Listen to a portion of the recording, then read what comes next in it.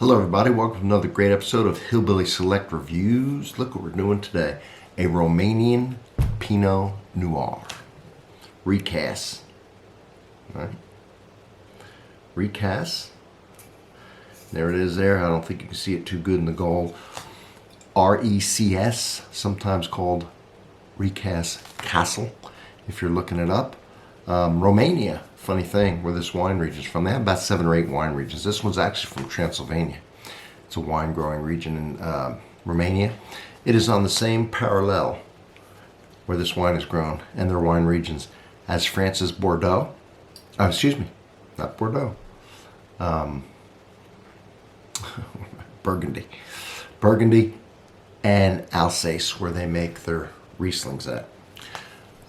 Bordeaux, of course, is the Pinot Noir grape, right? Burgundy, of course, is the Pinot Noir grape. I keep saying Bordeaux. Burgundy. And it is just grown in that region, the Pinot Noir. So this is the same parallel. They go back thousands of years. Romania goes back thousands of years making wine. But they were wiped out along with most of Europe in the 1800s from Wallachia. A little beetle ate the roots, killed a lot of the plants.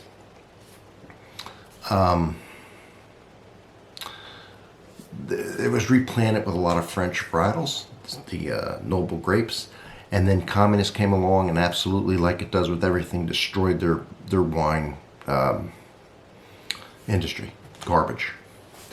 That ended in '89, and now they're coming back with some nice wines. Now, this one is, I gotta let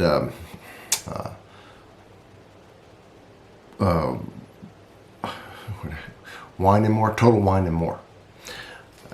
Now, I had done already a long time ago, you can look it up under my Riesling playlist, a Riesling from this company.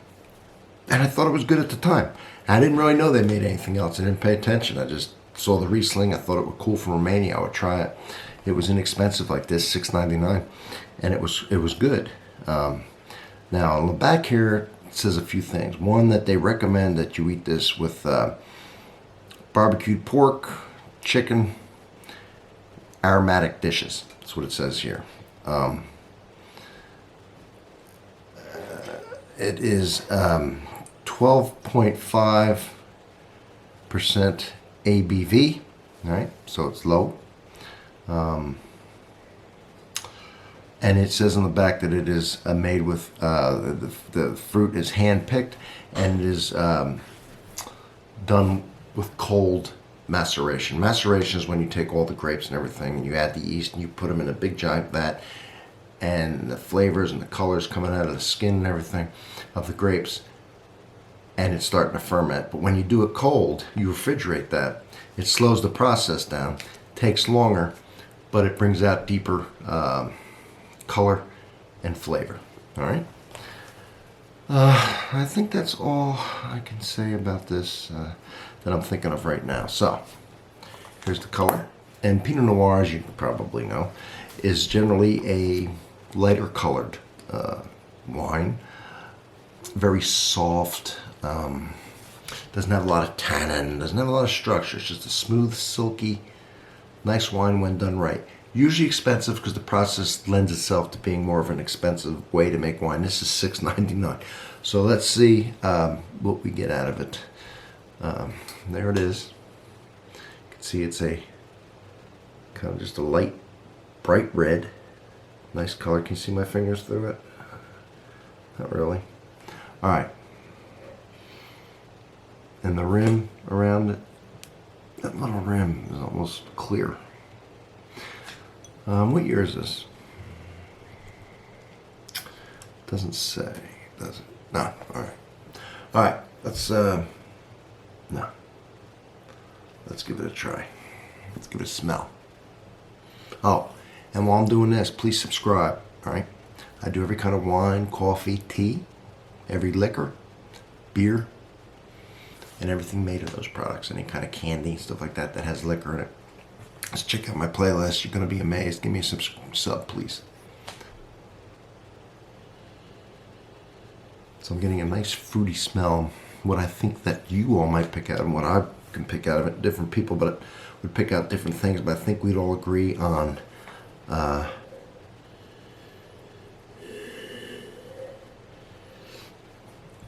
strawberry, cherry, raspberry, plum. Not that you get all these, or that I'm getting all these, but they're kind of in the same family. And I notice when people start smelling any of those, that's generally with a group. I've done a lot of group tastings, what people start picking out. So I think that's what most people would pick out. There's a slight spiciness, which is nice to this. Almost a cinnamon or a clove. Again, different people smell different things. Someone might say nutmeg. This was aged in French oak.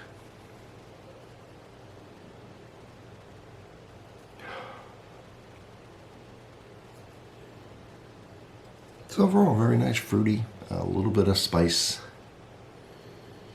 and a tinge of the oak. And when you blend it all together, is a nice smelling wine. Give it a taste.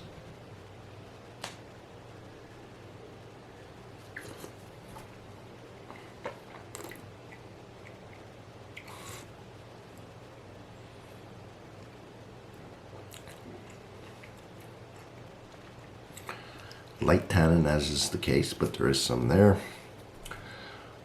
Some nice acidity to it. Nice mouthfeel, actually. It's not real watery.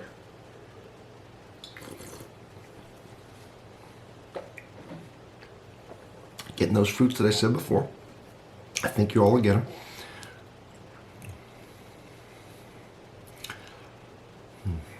Yeah, you can pick out.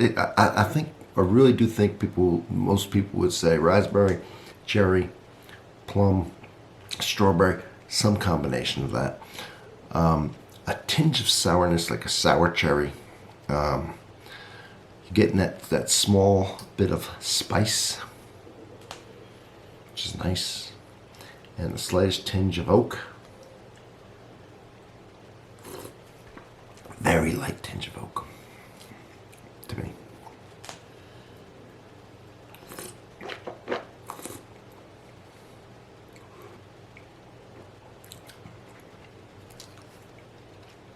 That's about what I'm getting out of it now. I've certainly had Pinot Noirs, which is a notoriously hard grape to make wine out of. Finicky, thin skin, just finicky. In the $20 range, this was $6 or $6.99 at Total Wine and More.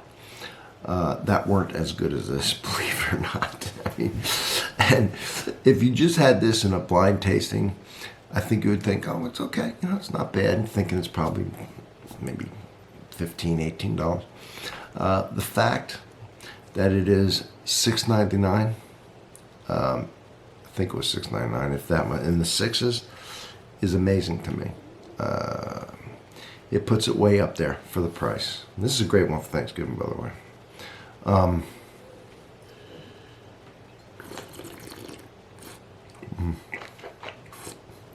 I'm telling you, man, for the price, this recast now, I've done the Riesling now, I did see when I was there. And now since I've had these two, and they've both been good, I believe it was, when I was looking all around, a Sauvignon Blanc. I think I saw from Recas. And I'm going to buy that next, and I'm going to try that as well, because the Riesling and the Pinot Noir have been surprisingly good. So, from Hillbilly Select Reviews, everybody, thank you for being here, and I will see you on the next one.